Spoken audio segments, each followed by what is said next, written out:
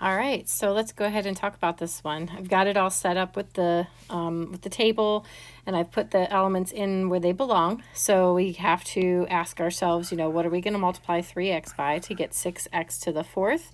And we know that's going to be 2x cubed. Once we put that in, the 2x cubed, we can multiply by -1 to get -2x cubed. And then again, I color code to make it a little bit easier to see what goes together. But now you've got to find out, what's going to add to -2x cubed, so you get -5x cubed. And we know that's going to be -3x cubed. And then we can start the whole process again. So what do we multiply 3x by to get -3x cubed? And we know that that's going to be -1x squared. And then 1x squared times -1 is 1x squared. And then we know we have to add something to 1x squared to get 10x squared. So that's going to be 9x squared. And then we ask ourselves, what are we going to multiply 3x by to get 9x squared?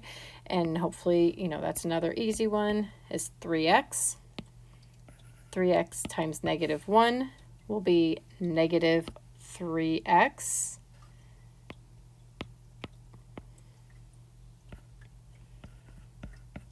And then we ask ourselves, what are we going to multiply -1 by? I'm sorry. What do we add to -3x to get -18x? And that's going to be -15x. And then we can start that process again. So -15, we can get that by multiplying 3x by -5x, or -5, sorry. And then -5 times -1 gives us +5.